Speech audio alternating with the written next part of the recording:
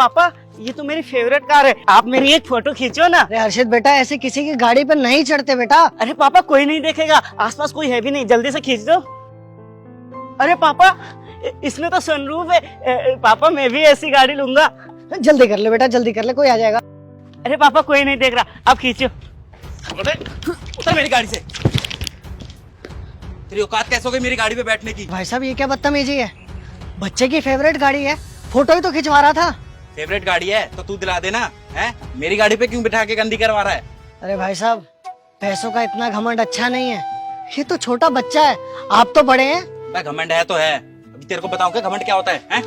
अरे चल बेटा चल, ये बिगड़े बाप की औलाद लगता है। अबे हाँ चला जा साले, अभी बताऊं तेरे को क्या होता है बिगड़ी बाप की औलाद। अगर बता देना तेरा मुंह बिगड़ जाएगा। कुछ नहीं होता, तुझे लगी तो नहीं बेटा? पापा, पैर में लग गई है। जोर से लगी है ना, अभी तो एक ही टांग पे लगी है, अभी दोनों टांगे तोड़ दूंगा। चले जाओ दोनों बाप बेटे, बहुत मारूंगा, वैसे गुस्से में हूँ। चल बेटा। साला वैसे लेट रहो, इनके और ड्रामे हैं। पापा, मुझसे चला नहीं जा रहा है। पापा, मुझसे चला नहीं जा रहा है पापा, मुझे दर्द हो रहा है। अरे बेटा, चलने की कोशिश कर, तू तो जानता है मेरे पास पैसे नहीं है तेरा इलाज कराने के लिए।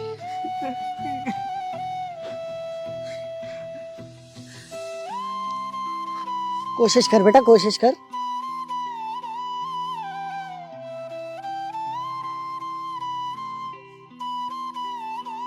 आजा,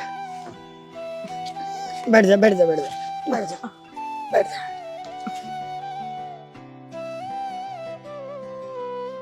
ऐसा करते हैं, थोड़ी देर यहाँ बैठ जा, ठीक हो जाएगा, फिर हम चलते हैं। ठीक है पापा।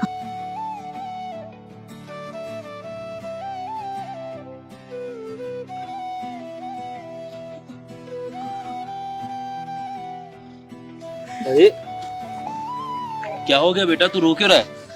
अरे भाई साहब, क्या बताएं, मेरे बच्चे को ना सनरूफ वाली गाड़ी पसंद थी, और वो एक गाड़ी पे खड़े होकर सिर्फ फोटो खिंचवा रहा था, और उसके घमंडी मालिक ने इसको नीचे उतार के फेंक दिया, और बेचारे के चोट लग गई।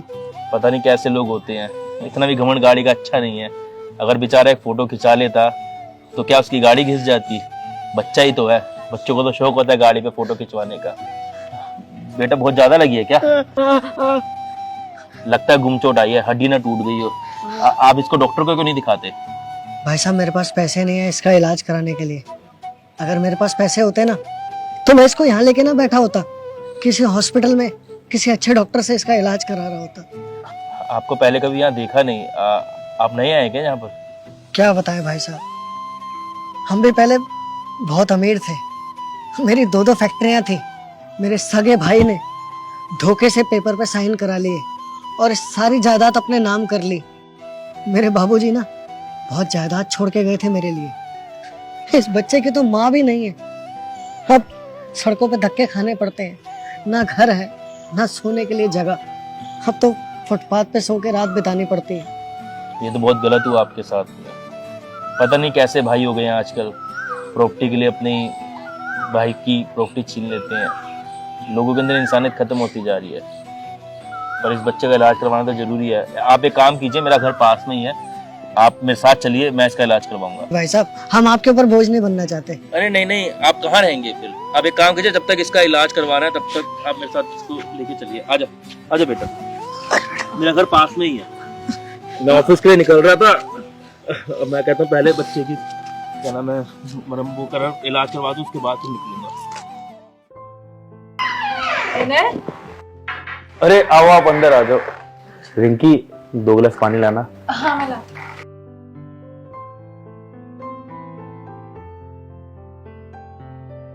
आराम से बैठ जा, दर्द तो नहीं है ज्यादा? विनय, पानी।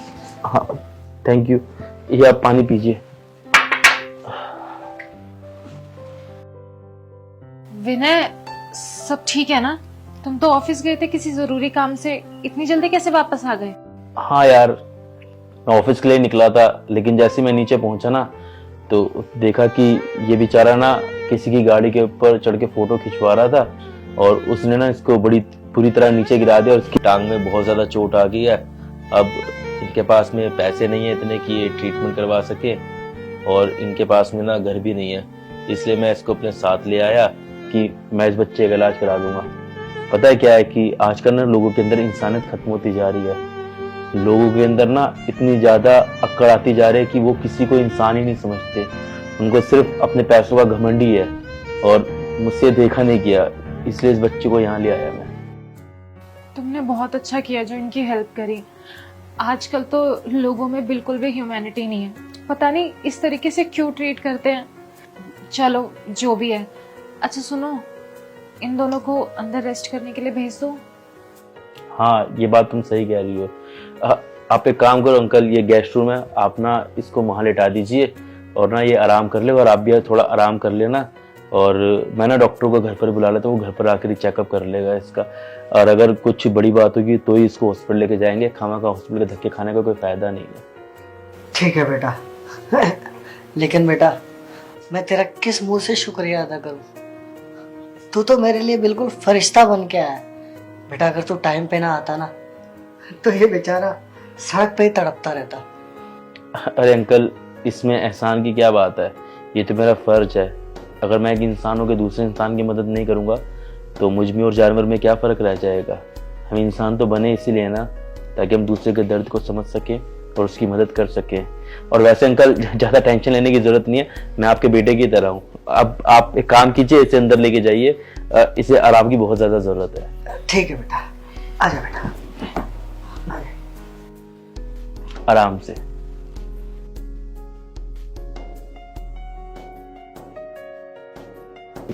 रिंकी, तुम एक काम करो, तुम ना जाके कुछ खाने के लिए बना दो इनके लिए। पता नहीं कब से इन्होंने खाना नहीं खाया और बहुत थके हुए भी हैं। सही कह रहे हो तुम, मैंने खाना बना देती हूँ। तुम्हारे लिए कॉफी बना दूँ? हाँ ठीक।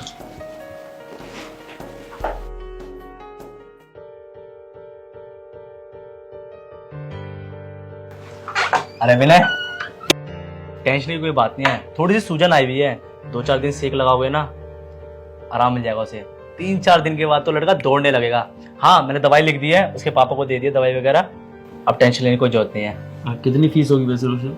कैसी बात कर रहे हो भाई, आप भी तो किसी की मदद कर रहे हो। चलो आपके थ्रू मैं भी किसी की मदद कर लूँ। थैंक यू वेरी मच रोशन। इंसानियत होनी बहुत ज़रूरी है और बहुत कम लोग होते हैं जिनके अंदर इंसानियत होती है। चलो मैं तुम्हें छोड़ देता हूँ बाहर तक। बिल्कुल सही कहा आपने।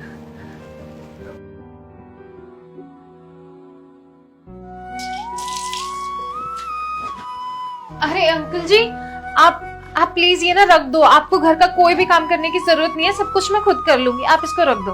अरे नहीं बेटा, मैं इतने दिनों से घर पे खाली बैठा था तो मैंने सोचा किचन का काम ही कर लूं। तू टेंशन मत ले, मैं कर लूंगा। आप ना हमारे बड़े हैं तो ना बिल्कुल भी अच्छा नहीं लगेगा आपको ऐसे काम करता हुआ देख के, और विनय ना बहुत ज्यादा अपसेट हो जाएगा। तो आप ये रख दो, आप बस आराम करो यहाँ पे, बाकी सारा काम ना मैं खुद संभाल लूंगी। अरे नहीं बेटा, तू टेंशन मत ले। घर का काम करने से क्या मैं नौकर हो जाऊंगा? नहीं ना, मैंने आज का खाना भी चढ़ा दिया है, तू बस जाके आराम करवा। लेकिन खाना बनाने की क्या जरूरत थी? वो तो मैं कर ही लेती ना। नहीं बेटा, तू जा बैठ जा, मैं खाना बना के आ रहा हूँ। जा।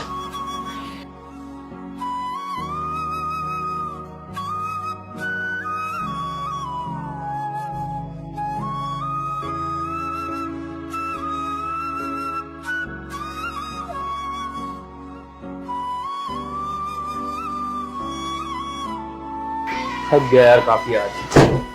बैठो।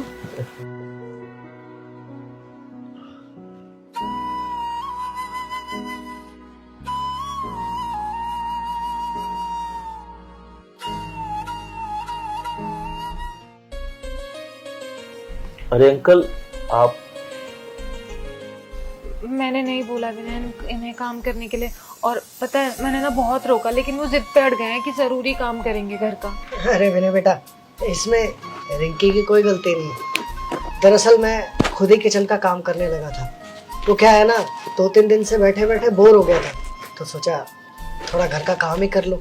और बेटा, अपना घर समझ के काम किया, मैं घर का नौकर थोड़ी बन जाऊंगा। अरे अंकल, अच्छा ही लगता, आप हमसे कितने बड़े हैं।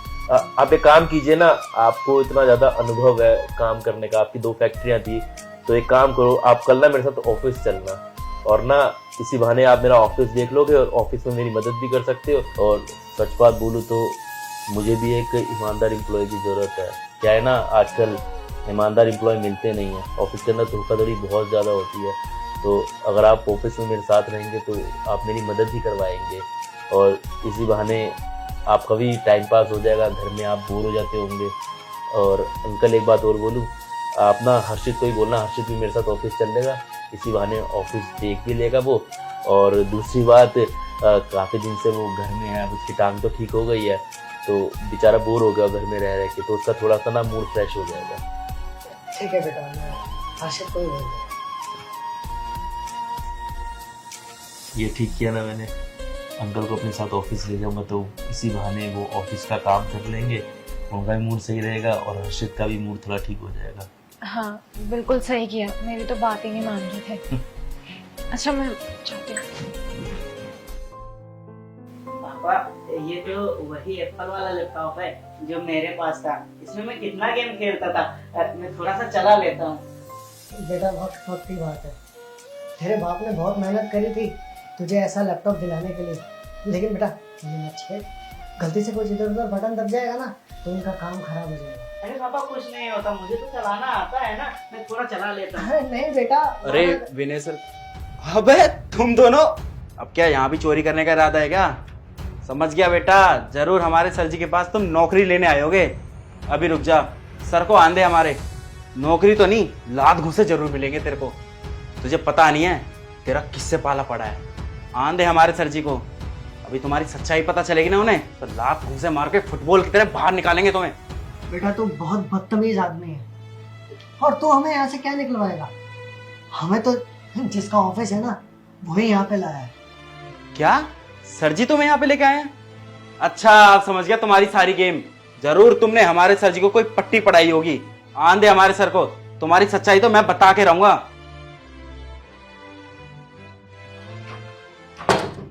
अरे धर्मेंद्र तू आ गया, फाइल ले आया? ये सर, ये फाइल। सर ये आपने किन चोरों को बुला रखा है आज? चोर? सर आपको याद है उस दिन जब आपने मेरे को अपनी गाड़ी दी थी सर्विस कराने के लिए, तो सर आपकी गाड़ी में ना ये और इसका बेटा, सर इसका बेटा जो है ना आपकी गाड़ी पे चढ़ा हुआ था, और ये उसका बाप, सर ये तो उसका पूरा पूरा साथ दे रहा था। ये कह रहा था गाड़ी से झांक के देख, अंदर पैसे रखे होंगे। वो तो सर मैं सही टाइम पे आ गया, और इसके बेटे को ना, इसको मैंने धक्का मार के नीचे गिराया, वरना सर शायद आपकी उस दिन गाड़ी भी चोरी हो सकती थी। अंकल? अरे नहीं मेरे बेटा, ये आदमी सरासर झूठ बोल रहा है। तुझे तो पता है ना बेटा, पहले मेरे पास भी पैसा था और मेरे पास एक गाड़ी थी, लेकिन मेरे बेटे को ना सनरूफ वाली गाड़ी बहुत पसंद है।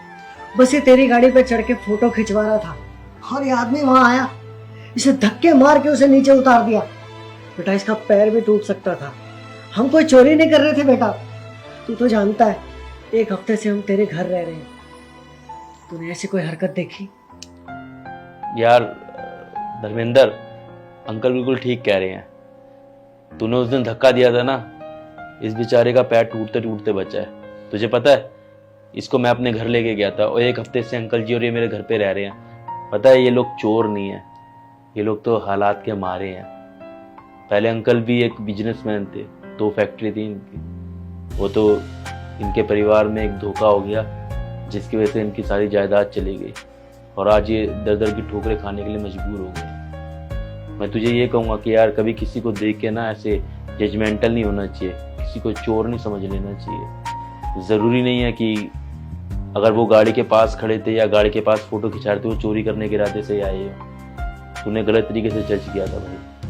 सर इसमें मेरी भी कोई गलती नहीं थी सर, आपने अपनी गाड़ी मेरी रिस्पॉन्सिबिलिटी पे दी थी। अगर सर उस दिन आपकी गाड़ी सच में कोई चोर ले जाता तो सर सारी जिम्मेदारी तो मेरे ऊपर आती ना। तेरी बात ठीक है, तेरी रिस्पॉन्सिबिलिटी थी।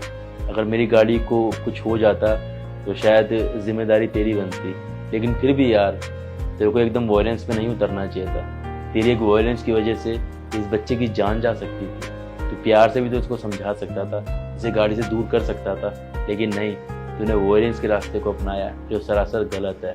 पता है जब हम गुस्से में कोई एक्शन लेते हैं ना तो हमारी सबसे बड़ी गलती होती है, हम सही होकर भी गलत हो जाते हैं। वहाँ पे उस दिन ना तू सही होकर भी गलत था।